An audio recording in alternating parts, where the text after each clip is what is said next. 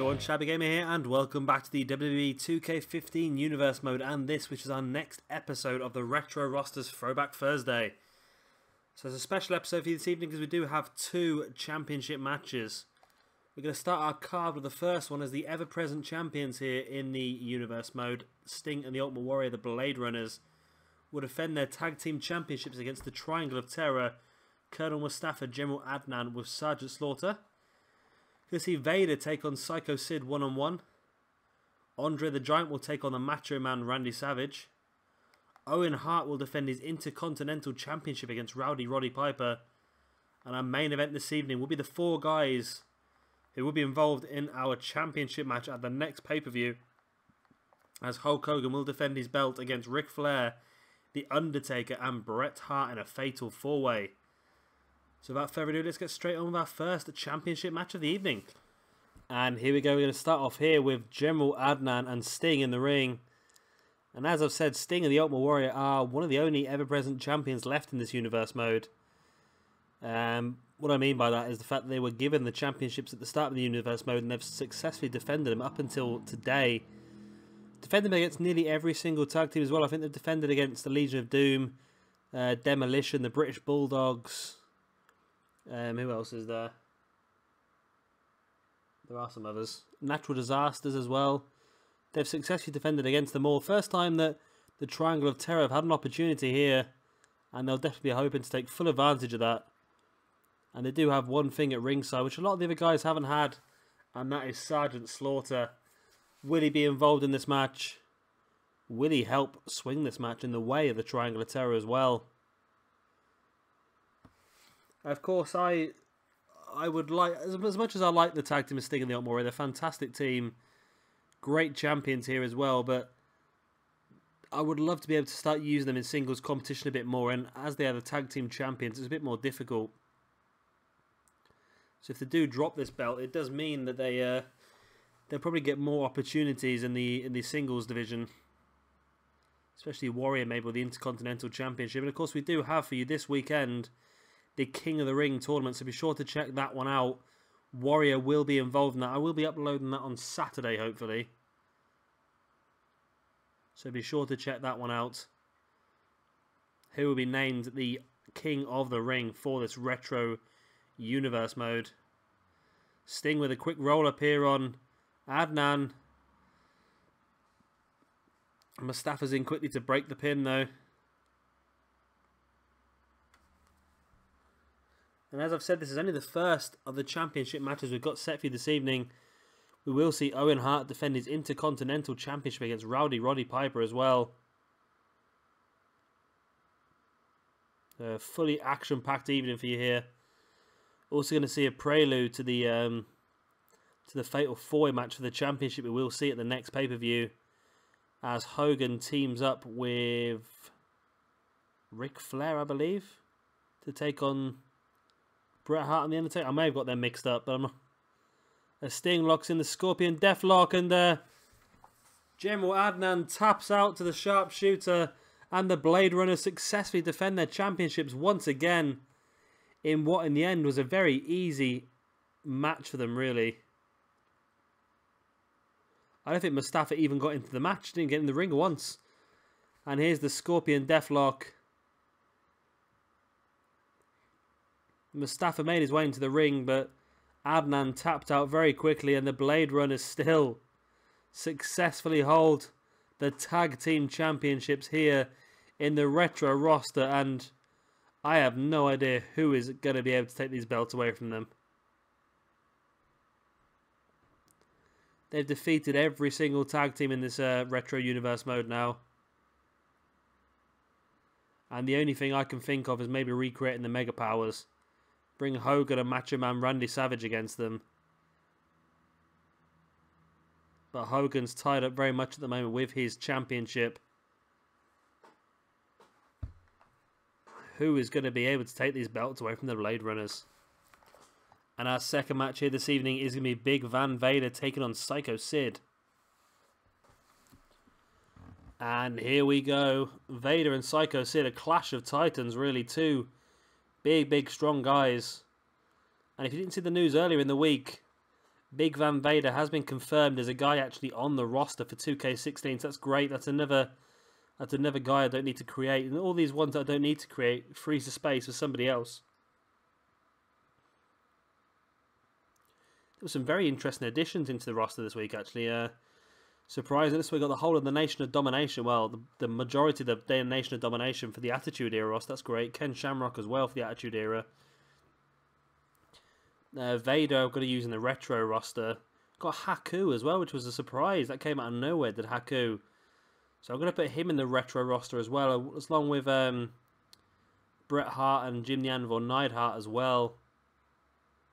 So we're really starting to develop a strong start to our rosters for next year's Universe mode. Obviously, you're going to be probably dropping Combat Zone Wrestling next year and running NXT as a roster instead.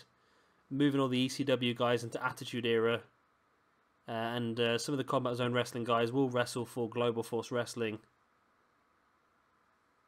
The ones that are worth keeping, that is. Clothesline there by Psycho Sid on Vader. And now Sid with a big vertical suplex, dropping Vader down hard. Yeah, guys like Sami Callihan and Drake Younger will be moved over to NXT. I'm still hoping we get Sami Callihan as a base roster member. Not 100% sure if that's going to happen. I'm still worried that I know we've still got one roster reveal to come, and I'm hoping that Enzo Amore and Big Cass are on there. I'm sort of 95% sure they are going to be on there since we have seen their shirts in the crowd in some of the trailers. However, it wouldn't surprise me if they've used them as downloadable content, maybe, rather than anything else, or what. But I'm hoping we get still a nice bulk next week of maybe a couple more Attitude guys, a couple more Retro guys. Because somebody also pointed out the other day that we haven't even had Bray Wyatt announced yet, which I'm not worried. I know Bray Wyatt's going to be on the game, but there's a few main roster guys that maybe people aren't thinking about that have not been announced as yet. But I'm just hoping. I'm also hoping next week we get Becky Lynch, Charlotte, and Sasha Banks and Bayley as well, just to bolster up my NXT women's roster. That was one of the things I was really excited about when I first heard they were doing NXT. But none of them have been announced as yet. So hopefully they'll be next week as well. So I'm hoping for a big sort of NXT sort of based one next week. Because with them four girls, Enzo Amore and Colin Cassidy, and I'm sure Baron Corbin's shirts have been spotted in the crowd as well. That's 7 NXT guys there straight away to announce next week alone. So hopefully that's the case. I don't know what they should release Sid Vicious as well, considering that Sid is actually on the 2K15 game, but only as a manager though for part of the one of the showcases. There's no reason why they couldn't release him as a wrestler. They have his model on the game, so I think they should use him as a main wrestler. So I've talked completely through this match and said nothing about the match so far at all. Clothesline, sort of STO takedown actually by Vader. Brings Sid back to his feet and clasps him by the throat. And there's the big chokeslam by Vader. Pulls Sid into the centre of the ring. Could this be all here? 1, 2.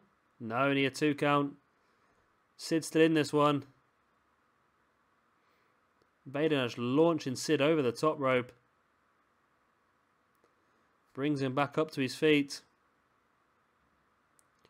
Giving Sid a few seconds to think about it. And now Vader just going around in circles. I really hope next year as well the AI is a lot better, because as you can see by Vader here just casually wandering around in circles, he's got Sid by the head but doesn't quite know what to do with him. Oh, Vader just spearing Sid through the corner barrier. I think that probably affected Vader as well. Vader back into the ring. Referee still counting. Not quite sure what he's up to as yet. Sid makes it just back in time.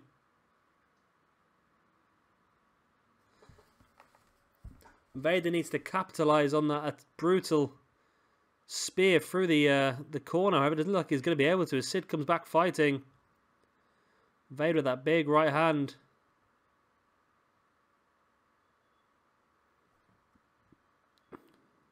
Another big clothesline as well by Sid. Sorry, by Vader. Sorry, on Sid. Going for the pin. And so close to a free count there for Vader. And I think we'll have to do a feud between these two guys, because we've put these together a few times now in the Universe mode, and they always seem to bring out such a great match. So I like the idea of having a feud between these two. Vader going for the pin again. 1, 2. Again, only a 2 count. Sid catches Vader and looks like he's going for it. He's got him up. Jackknife powerbomb. Jackknife there by Sid. 1, 2. And no. Vader kicks out of the jackknife. Incredible scenes here. Vader's put Sid through hell and back. And Sid kicks out. Vader gets caught with Sid's jackknife powerbomb. Then Vader kicks out as well. And Vader now has Sid by the neck. And there's the second chokeslam of the evening. Pulls Sid into the centre of the ring. Goes for the pin again. Surely this is all. 1, 2, and 3. And it is. Vader victorious here over Psycho Sid. Brutal match between these two. Both brought their A game. Both thought they'd won this match on several occasions. That was Vader spearing Sid through the corner barrier. Sid just make it in back in time. There's the pin from Sid after the jackknife powerbomb. And the second chokeslam here by Vader, which finished the match off ultimately for the 1, the 2, and the 3 count. Big victory here for Vader. And as I've said, I'm very happy to have him as one of our base roster members next year.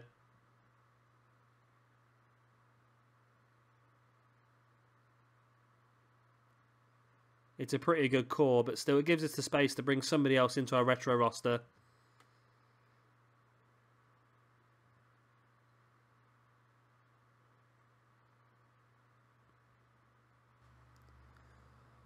And our next match here this evening will be Andre the Giant taking on Macho Man Randy Savage.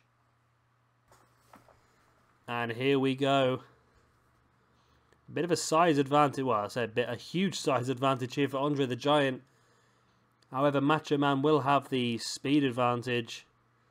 See if he can use that. Obviously,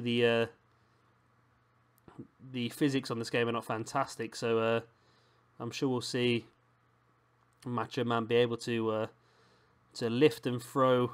There you go, hip toss there on Andre the Giant, just as I was saying.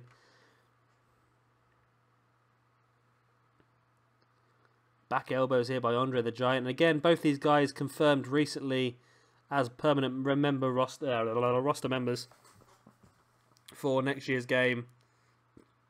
So no DLC for these lot next year, so that's good. Because we struggled a bit with our retro universe this year. Until I brought the DLC a few months back, it wasn't a very strong roster at all. We were struggling for people. I think at one point we were down to like 20 roster members, and about 8 of those were in tag teams. But we know next year we're gonna have we're probably gonna have more than 20 just base guys before I even start downloading the creator wrestlers, which is great. Obviously, we'll be getting the guys like Legion of Doom and Demolition, Dynamite Kid to join up with British Bulldog, who is now a permanent roster member. We found out this week as well. Owen Hart to join the Hart Foundation as well, of course. And again, if there's anyone you guys would like to see in next year's game for me to try and download for this retro roster, or for any of the rosters, just let me know in the comments below, and I'll keep a note of them ready for next year. I am planning my universe mode already. I've got to, believe it or not, as much sad this sounds, I've actually created a spreadsheet with all the rosters that I'm going to be using. And then once we get the last set of guys announced next week, I should be able to start doing my list of creator wrestlers I want to download for each roster as well. Big chop across the head there by Andre the Giant. Avoids the drop kick as well, and now just stomping the grounded Macho Man. Remember, guys, I do run 6 different universe mode. Well, it's the same universe mode, but 6 different brands in this universe mode at the same time. If you want to check any of the others out, if you check out the description below, you'll find a link to all of them. We try and upload a video every single day at least. On Mondays, we upload WWE. Tuesdays is Global Force Wrestling. Wednesdays is Ring of Honor. Thursdays is the Retro roster, which you're watching now. Fridays is Attitude Era, and Saturdays is Combat Zone Wrestling. Then every Sunday, we do upload one of the pay-per-views. But of course, it is at least one video a day is what I'm aiming for at the moment. We'll try and knock out a few more. Like next week, we are doing the DDT tournament in Ring of Honor, which is going to go over the course of 4 days. So, of course, Thursday, Friday, Saturday, and Sunday, we'll be uploading 2 videos. As Macho Man catches Andre the Giant with a big power driver. Could this be all for Andre? 1, 2. No, Andre kicks out. Macho Man gonna have to do something a bit more to keep Andre down. Andre throws Macho into the corner. And now just stomping him. Now pushing that knee across the face.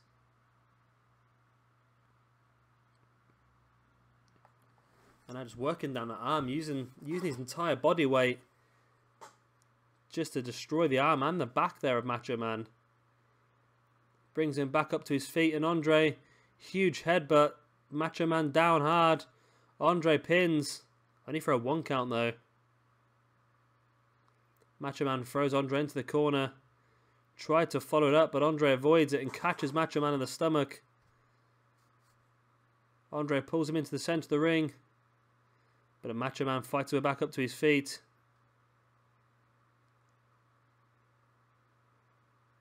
Andre with a big shoulder block.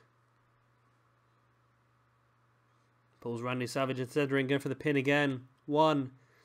Only a 1 count.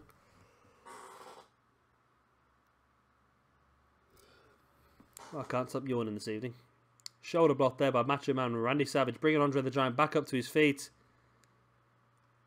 And here comes the combination of right hands. Big one to finish him off. Andre goes down hard. Macho Man brings him back up to his feet. And again, some more right hands. And there's another big one knocking Andre down to the ground. Macho Man tried to make his way up to the corner, going for his elbow. Hits the crossbody though on Andre the Giant. And now a gut-wrench suplex on Andre as well. I did say the physics weren't fantastic on this game, didn't I? Back elbow by Andre. Let's Macho Man up and throws him down with that scoop slam. Almost throws him at the top of the rope. Over the top of the ropes even.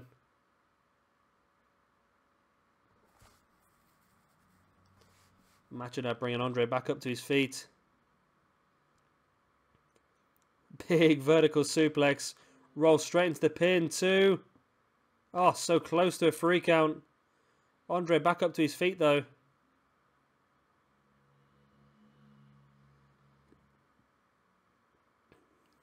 Big knee to the face by Andre. But Macho catches him again. Has him up in the power driver. Second power driver hit by Macho Man. Randy Savage. Andre the Giant here. Pulls him into the middle of the ring, going for the pin. 1, 2, and 3. That's it. Macho Man Randy Savage victorious here over Andre the Giant.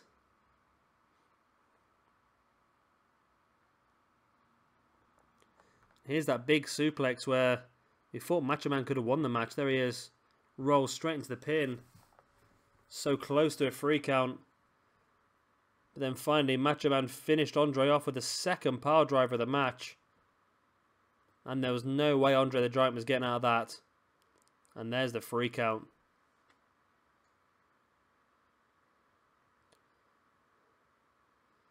Superb win here for Macho Man Randy Savage. And of course we do have an Intercontinental Championship match next. Owen Hart takes on Roddy Piper. But for me, Macho Man is really going to be pushing himself into that title picture.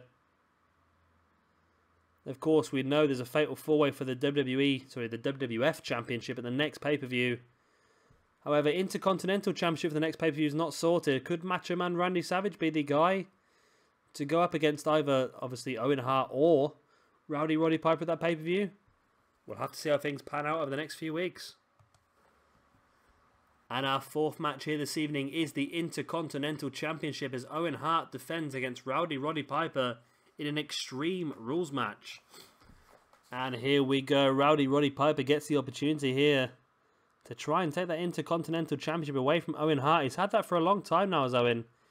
Started the Universe mode with that. No, he never. Ultimate Warrior started the Universe mode with the Intercontinental Championship. Owen defeated Warrior pretty quickly. And then I think it was Jake Roberts defeated Owen at the first pay-per-view to take that belt away from him. But then Owen won the belt back a couple of weeks later.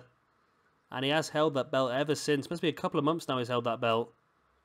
So Roddy Piper will be looking to be the guy to try and take that belt away from Owen.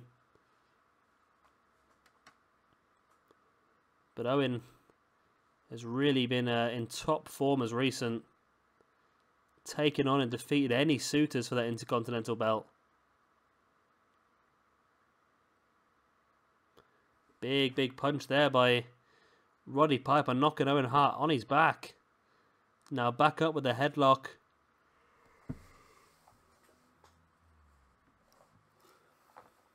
That's me yawning again. Atomic drop there by Owen Hart. And I'm hoping Roddy Piper's on next year's game. And I have a slight sort of hunch about Owen Hart. I don't know. It seems odd not to have him on the game. I know relations between the WWE and his family are not fantastic due to obviously the accident that happened. However, WWE are at the moment doing a DVD of an Owen Hart DVD. So maybe things are in a much better situation than they were. And could that open up an opportunity for him to be a roster member on the 2K15 game? We'll have to wait and see. Like I say, I think the last of the roster reveals is next Monday.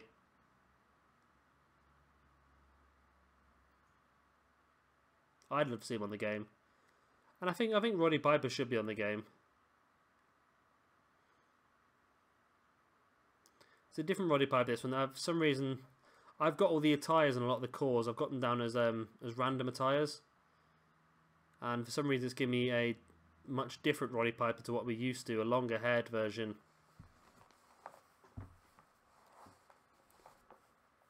Not a major problem, but so it doesn't look as good as some of the other cores, I think. It looks quite generic.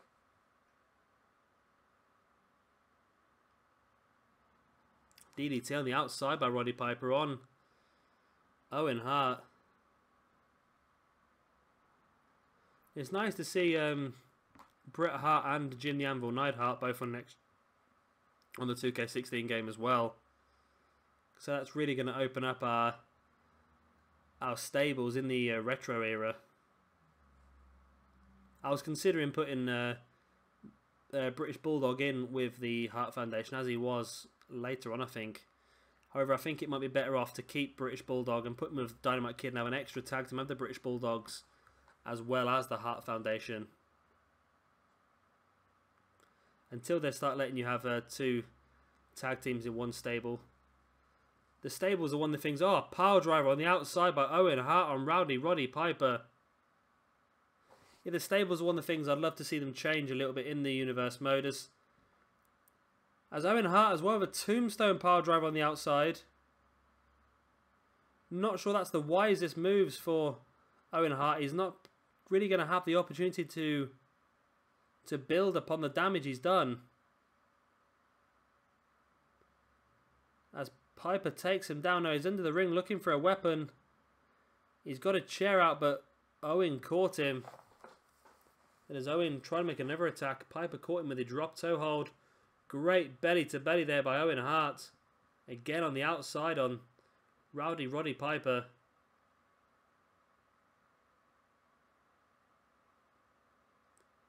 There's a headlock takedown as well. Owen now bringing Piper back to his feet, throwing him against that ring post, but Piper comes back with a knee to the stomach. And again, Owen throws him against that ring post. And again, Piper fights his way out. And that's one of the big things I'm looking forward to next year as well, is the... I think they've really reduced the amount of reversals. As a great punching combination there by Roddy Piper. But as I've said, all these guys are using their big moves on the outside. They need to be in the ring to capitalise on them. No countouts, no disqualifications, of course, here. However... Oh, it's Piper caught Owen Hart there. Owen Hart was going for the tombstone. Piper reversed it into a tombstone of his own. But again, another reversal by Owen Hart. Like I said, it'd be great on next year's game when they reduce the amount of reversals. I think you have to earn your reversals as you go through a match. I think you start with 5. And then once you've used all 5, you have to slowly wait for them to build back up, which will probably make the games, or the matches, should I say, a little bit more fluent and a little bit more realistic. Because at the moment, as you might see here, it's just reversal, reversal, reversal, reversal. So essentially you probably get a lot of reversals at the beginning of the match, and then as the match goes on, they become rarer and rarer, which makes it a bit more realistic. As Roddy Piper just wearing Owen Hart down here with a sleeper hold. But again, Owen's back up to his feet. Snapmare by Roddy Piper, followed up by the elbow.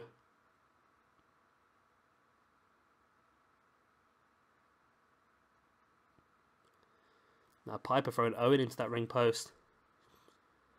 And Owen fights his way away. That's what I'm saying about the reversals. There's just a lot of reversals in this game when there shouldn't be as many.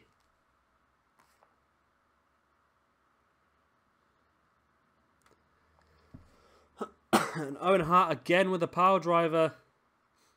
Like I say, he's got to get him in the ring. Finally, Piper throws Owen Hart into the ring.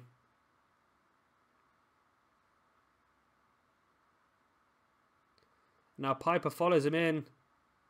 The two guys lock up.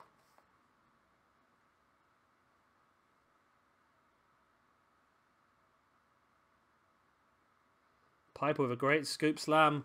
Going for the pin. 1, 2. Only a 2 count. The damage on the outside you can see affecting these two guys. Piper with that reverse cutter into the pin again. Only a 2 count again. Owen kicks out. Piper now twisting the arm and again twisting.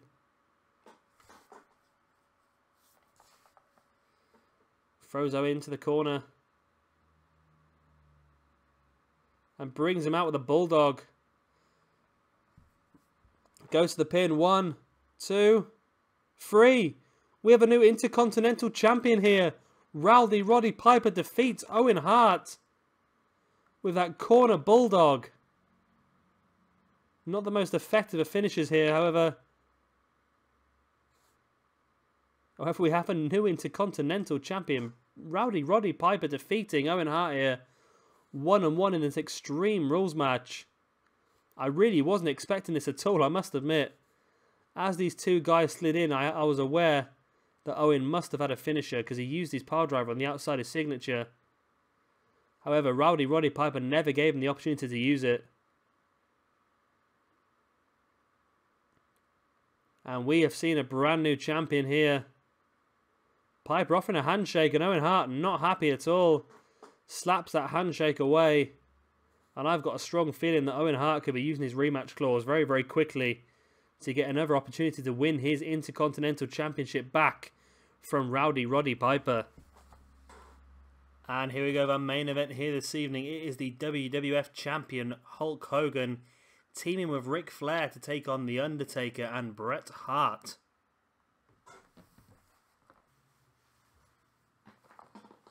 And here we go. Of course, none of these guys in this match necessarily like each other. They're having to team. Of course, as I mentioned earlier in the season, I'm talking at my arsehole here, aren't I? As I mentioned earlier on this evening, all 4 of these guys will be involved in the WWF Championship match at the next pay-per-view. Hogan will defend his belt in a fatal 4-way elimination match. we've seen the Undertaker's been on absolutely red hot form as recent. Defeated Hulk Hogan before the last pay-per-view, and also defeated him a couple of weeks back as well in a singles match. So Taker really on form here. Taker just comes in the ring and takes his partner Bret Hart out. And as I just mentioned, none of these guys like each other. And the Undertaker here proving my point. The Undertaker has left now, and it looks like we've got a 2-on-1 situation. Ric Flair and Hulk Hogan are 2-on-1 here against Bret Hart.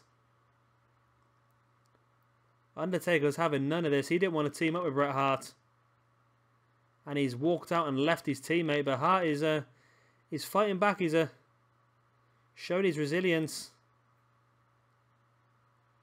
Flair brings Hogan into the match, and of course Hogan and Bret have had their wars so far in this universe mode.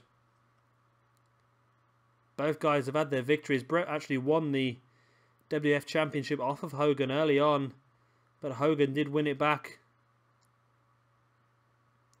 And Hogan defended that belt against Bret as well at the last pay-per-view. Bret Hart's the only person as of yet to have a title shot against Hogan.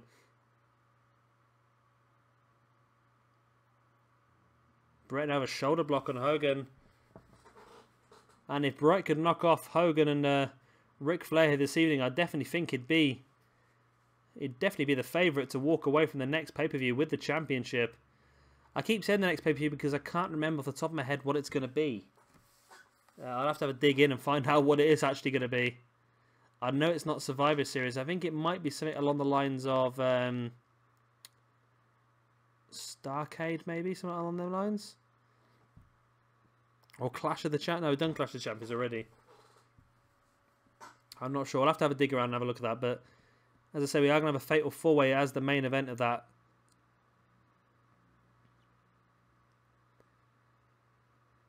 And I'm just a little bit stunned here that Undertaker walked out on his partner Bret Hart so early on in the match as well.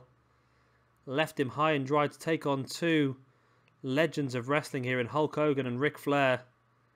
Not to say Bret Hart can not do this. He's done very, very well so far against these two. There's no reason why he can't continue on. Leg drop there by Bret Hart as well. Brings Hogan back up to his feet, but Hogan catches Bret's legs. Well, Bret catches Hogan there, and that tilt-a-whirl backbreaker. And another leg drop by Bret.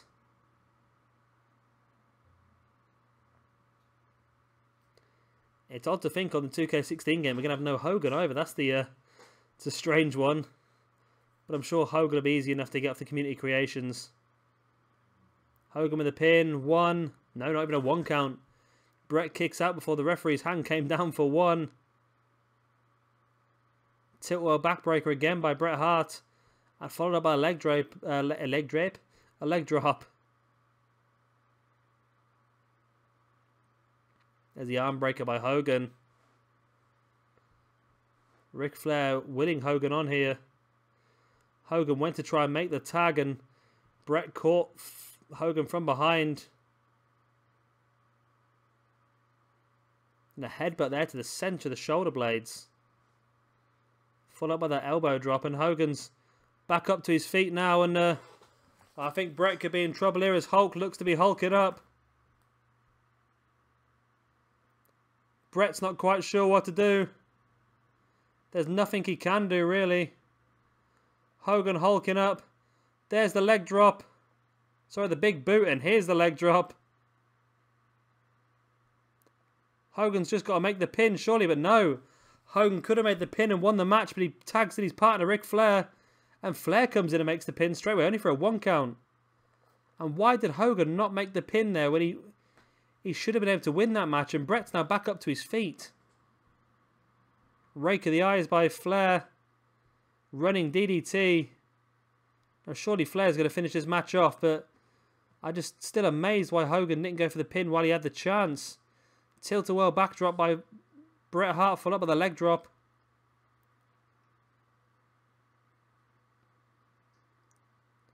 Flair back up to his feet and catches Bret Hart with that running clothesline. And again, another tilt-a-whirl backbreaker. Followed up by another leg drop. And Bret Hart's done fantastically here, considering the Undertaker walked out on him so early on in the match. Flair looked like he was going for a pedigree there. Quick roll up by Flair. 1, 2. No. Bret Hart kicks out. Goes for a pin of his own. Flair bridges out. Never seen that before. Into the backslide, only for a 1 count. This match still continues. And the only reason I can think why Hogan didn't go for the pin when he had the chance is I think he wants to make a point to Bret Hart this evening. But make no mistake about it, Ric Flair and Hulk Hogan are not friends by any stretch of the imagination. They are professional friends here. They know that working together is the only way they're both going to get what they want and what they need. Sleeper hold here by Bret Hart. Hogan's in and manages to break it.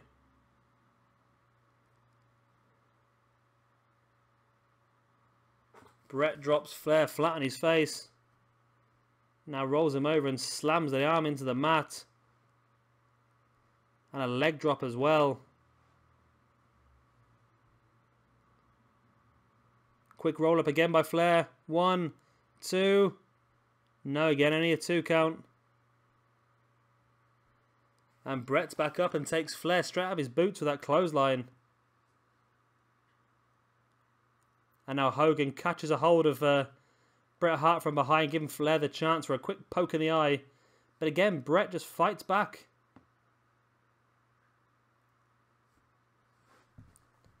I think even if Bret Hart loses this match now, he's definitely done enough to prove his worth in this fatal 4-way match. Bret with a pin again.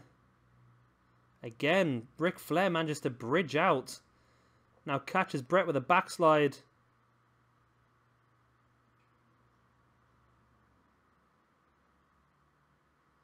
Hogan twisting the arm of Bret.